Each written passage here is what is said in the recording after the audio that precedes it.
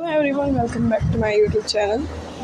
तो जैसा कि हमारी ये जो सीरीज़ चल रही है लास्ट 10 डेज़ की सीरीज़, जो कि आपको CDP UP टेट के लिए पढ़ाई जा रही है, जिसमें मोस्ट इम्पॉर्टेंट क्वेश्चन को कराया जा रहा है। तो इस सीरीज़ का आज दूसरा दिन है, जिसमें से मैं आपका वंशानुक्रम एवं वातावरण टॉपिक को चूज़ कर रही हूँ। इससे पहले की जो मेरी वीडियो है जिसमें व्यक्तित्व को मैंने MCQs के तौर पे समझाया हुआ है, तो आप यहाँ पर वंशानुक्रम एवं वातावरण दूसरी नंबर सीरीज़ में आप देख सकते हैं।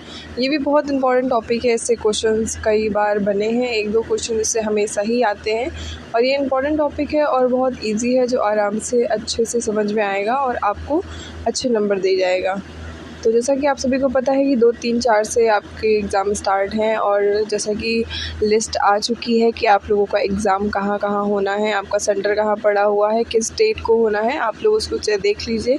कल रात में ही नोटिफिकेशन आउट हो गई थी और आज सभी को पता भी चल गया होगा। अगर किसी को कोई कन्फ्यूज़न है तो आप मुझे बताइए, उसका मैं एक सेपरेट वीडियो डालकर भी बता सकती हूँ कि आपको कैसे चेक करना है और कहाँ पर आपका सेंटर पड़ा होगा। चलिए, तो हम स्टार्ट करते हैं अपना टॉपिक। आज का टॉपिक है हमारा वंशानुक्रम एवं वातावरण, जिसमें से हम सबसे पहले वंशानुक्रम को समझ लें। तो वंशानुक्रम क्या होता है? वंशानुक्रम वो है जो हमारे माता पिता से हमें मिला हुआ है, यानी कि जो हम माता पिता से संतान में जो गुण, विशेषताएं, क्षमताएं जो जाती हैं, उन्हें हम कहते हैं वंशानुक्रम। जैसे कि इसको हम कह सकते हैं आँख का रंग हो गया, और भी बहुत सारी चीज़ें होती हैं। वातावरण की अगर हम बात करें तो वातावरण में हमारा परिवार, समाज, विद्यालय, संस्कृति, भौतिक परिस्थिति, जो बच्चों के विकास के लिए, जो बच्चों में बदलाव या बच्चों के जो सर्वांगीण विकास के लिए जो ज़रूरी होता है, वो वातावरण है। अब इसमें से हम ये कह सकते हैं कि जो अपने वाटसन की एक डेफिनेशन पढ़ी होगी कि तुम मुझे दर्जन भर बच्चे दे दो, मैं उन्हें चोर, पुलिस और क्या कुछ आदि बना दूँगा। तो ये जो चीज़ें उन्होंने कही, क्योंकि वो कहते हैं कि जो हमारा विकास है, सर्वांगीण जो विकास है, वो वंशानुक्रम और वातावरण पे ही पारस्परिक क्रिया करके बनता है। यानी कि अगर मैं ऐसा कहूँ कि मैं ऐसे भी नहीं बता सकती इसमें कि वंशानुक्रम का कितना % आपके अंदर आएगा या वातावरण का कितना % आएगा, ये भी निर्धारित नहीं होता कि 50% वंशानुक्रम है, 50% वातावरण है, उसकी भी कोई निर्धारित नहीं होती। पर यह है कि ये दोनों के ही पारस्परिक क्रिया से ही हमारा क्या सर्वांगीण या बच्चे का सर्वांगीण विकास होता है। तो पहला क्वेश्चन जो हमारे क्वेश्चन के तौर पे हम देखेंगे, 30 क्वेश्चन आज भी हैं हमारे पास और बहुत अच्छे क्वेश्चन हैं, जिसमें बहुत सारे प्रीवियस ईयर क्वेश्चन भी हैं। तो जैसे पहले क्वेश्चन की बात करते हैं कि बालक को कौन सी विशेषताएं वंशानुक्रम द्वारा प्राप्त होती हैं, तो जिसमें से ऑप्शन है वृद्धि, रंग, स्वभाव, उपयुक्त सभी। तो इसका जो करेक्ट आंसर होगा वो ऑप्शन नंबर डी होगा, उपयुक्त सभी। वृद्धि भी हो सकता है, जैसे कि आपने देखा होगा किसी के माता पिता में पिता लंबे हैं तो बच्चे में किसी एक बच्चे की या दोनों ही बच्चे की हाइट पिता की जैसी हो जाएगी या माता की जैसी होगी। रंग भी जाता है, स्वभाव भी निर्भर करता है। तो इसका उपयुक्त सभी आंसर सही होगा, ऑप्शन डी। दूसरा क्वेश्चन है वंशानुक्रम का अर्थ है। तो वंशानुक्रम का अर्थ क्या है? वातावरण का प्रभाव या माता पिता से गुणों से का मिलना, ये समाज का प्रभाव। तो वातावरण और समाज का प्रभाव, ये वातावरण का ही प्रभाव माना जाएगा, और ये जो माता पिता के गुणों से मिलना है, ये इसमें आता है वंशानुक्रम में। तो option B is the correct option हो जाएगा आप लोगों का। तो तीसरा क्वेश्चन देखिए, बालक की ऊंचाई मुख्य रूप से किससे प्रभावित होती है? तो बालक की ऊंचाई भोजन पे नहीं होती है, विद्यालय से भी नहीं होती है, खेल से भी नहीं होती, ये वंशानुक्रम से आई हुई होती है। जैसे मैंने सबसे पहले आपको एग्जांपल दिया कि माता या पिता में किसी एक की हाइट अगर अच्छी है या दोनों में से किसी की हाइट जो भी है, वो बच्चों में ज़रूर आती है। चौथा नंबर क्वेश्चन देखिए, वातावरण के कौन से तत्व बालक के विकास को प्रभावित करते हैं? तो बालक के विकास को कौन प्रभावित करते हैं? तो यहाँ पे वंशानुक्रम की बात नहीं की है, यहाँ पे वातावरण की बात पूछी है। तो वातावरण में जैसे कि अभी मैंने आपको बताया कि परिवार भी आएगा, विद्यालय भी आएगा और समाज भी वातावरण में ही आता है। तो इसमें आपका उपयुक्त सभी ऑप्शन जो होगा वो सही माना जाएगा। पाँचवें क्वेश्चन को देखिए, वंशानुक्रम और वातावरण का संबंध कैसा है?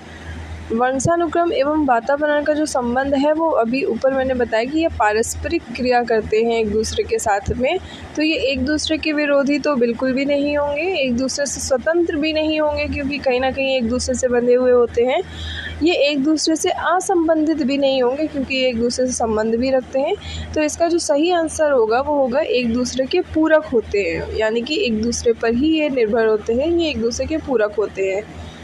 छठवां क्वेश्चन देखिए, बालक का व्यक्तित्व किसकी पारस्परिक क्रिया से बनता है। तो प्रीवियस मैंने आपको व्यक्तित्व वाला टॉपिक एमसीक्यू के तौर पे कराया था। तो जिन्होंने मेरी वीडियो वो नहीं देखी है प्लीज़ उस वीडियो को ज़रूर देख लें, और जिसको मेरी वीडियो पसंद आ रही हो प्लीज़ लाइक कर दें और चैनल को ज़रूर सब्सक्राइब करें, ताकि मैं आपके लिए और इंटरेस्टिंग वीडियोज़ बनाती रहूँ।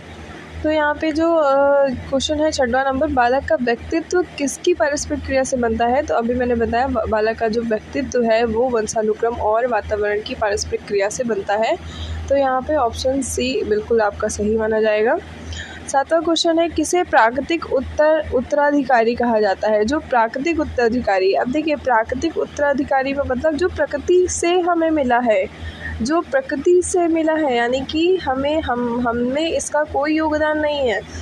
वातावरण हम अपने हिसाब से बच्चे को दे सकते हैं। मान लीजिए हम किसी सोसाइटी में रहते हैं, वो सोसाइटी अच्छी नहीं है, तो हम उसे चेंज करके कहीं और जा सकते हैं, क्योंकि हमारे बच्चे का क्या होना चाहिए, वहाँ पे वातावरण अच्छा होना चाहिए। स्कूल बदल सकते हैं, समाज बदल सकते हैं, परंतु यदि हम वंशानुक्रम की बात करें तो वंशानुक्रम से जो चीज़ें आई होंगी उन्हें हम नहीं बदल सकते। इसीलिए यहाँ पे जो सही आंसर होगा वो होगा वंशानुक्रम, ऑप्शन बी। भाषा सीखने की क्षमता मुख्य रूप से किस पर निर्भर करती है। तो भाषा सीखने की क्षमता मुख्य रूप से वंशानुक्रम पर निर्भर करती है। इसका भी राइट ऑप्शन ए होगा। नवा देखिए, जुड़वा बच्चों में समानता का मुख्य कारण क्या है। तो जुड़वा बच्चे, जैसा कि आपने सुना भी होगा, बहुत सारे जुड़वा होते हैं, जैसे कि मोनोजाइगोटिक, डायजाइगोटिक, 2 प्रकार के जुड़वा बच्चे पाए जाते हैं, बनते हैं। तो इसमें से पूछा है कि जुड़वा बच्चों में समानता का मुख्य रूप क्या होगा। तो जुड़वा बच्चे, ज़रूर सी बात है, जुड़वा बच्चों में समान वंशानुक्रम होगा तभी तो वो जुड़वा होंगे, इसीलिए इनको ऑप्शन सी आपका राइट आंसर हो जाएगा। 10वां क्वेश्चन देखिए, वातावरण की कौन सी विशेषता बच्चे के सामाजिक विकास में सहायक है। वातावरण की कौन सी विशेषता बच्चे के सामाजिक विकास में सहायक है। अब देखिए सामाजिक विकास में तो प्राइमरी क्या है, प्राइमरी परिवार का सहयोग होता है, ठीक है। केवल विद्यालय, केवल समाज, केवल भौतिक स्थिति, बिल्कुल नहीं। केवल जगह हो तो केवल बिल्कुल ही गलत होता है, केवल हम नहीं कह सकते। तो ये परिवार का सहयोग यहाँ पे राइट आंसर माना जाएगा। 11वें नंबर क्वेश्चन को देखिए, किस तत्व का वातावरण में सबसे अधिक प्रभाव होता है। तो किस तत्व का वातावरण में सबसे अधिक प्रभाव होता है। तो परिवार, विद्यालय, समाज, उपयुक्त सभी, ये सही आंसर होगा ऑप्शन डी। 12वें नंबर क्वेश्चन को देखिए, निम्न में से कौन सा वंशानुक्रम का उदाहरण है। बच्चे तैरना सीखता है, वातावरण हो जाएगा। बच्चा साइकिल चलाना सीखता है, वातावरण होगा। बच्चा पढ़ना सीखता है, वातावरण होगा। बच्चे का गोरा रंग, ये वंशानुक्रम का उदाहरण है। तो ऑप्शन बी इसका सही उत्तर हो जाएगा। 13वें नंबर क्वेश्चन को देखिए, निम्न में से कौन सा वातावरण का उदाहरण है। घर का, तो इसका ऑप्शन बी सही होगा, घर का वातावरण का उदाहरण है। स्वभाव मुख्य रूप से किससे प्रभावित होता है। 14वें नंबर क्वेश्चन का आंसर होगा, स्वभाव हमारा वंशानुक्रम और वातावरण दोनों पर निर्भर होता है। ऑप्शन सी इसका सही उत्तर हो जाएगा। 15वें नंबर क्वेश्चन को देखिए, यदि बच्चे को अच्छा वातावरण ना मिले तो क्या होगा। तो उसके विकास रुक जाएगा। तो ऑप्शन ए इसका सही उत्तर होगा, उसका विकास क्या हो जाएगा, रुक जाएगा। 16 नंबर क्वेश्चन को देखिए, वंशानुक्रम परिवर्तनशील होता है। तो नहीं, वंशानुक्रम को हम परिवर्तित नहीं कर सकते। वंशानुक्रम से बहुत सारी बीमारियां होती हैं, उनकी दवा भी नहीं बनती, तो हम वंशानुक्रम को परिवर्तित नहीं कर सकते। ऑप्शन बी इसका राइट ऑप्शन होगा। 17 नंबर क्वेश्चन को देखिए, वातावरण का वह तत्व जो बच्चों में अनुशासन सिखाता है। तो सबसे पहला प्राइमरी जो वातावरण हमारा जो परिवार है वही क्या करता है, अनुशासन सिखाता है। 18 नंबर क्वेश्चन को देखिए, बालक की रुचियों किससे अधिक प्रभावित होती है। तो बालक की जो रुचियां हैं वो सबसे ज़्यादा प्रभावित होती हैं वातावरण से। तो ऑप्शन बी इसका सही उत्तर हो जाएगा। 19 नंबर क्वेश्चन को देखिए, निम्न में से कौन सा कथन सही है। तो इसमें सबसे पहला जो इसका सही उत्तर हो जाएगा, वंशानुक्रम और वातावरण दोनों मिलकर विकास करते हैं, ये बिल्कुल सही हो जाएगा। केवल वाले हटा दीजिएगा, केवल वाले सही नहीं माने जाते हैं।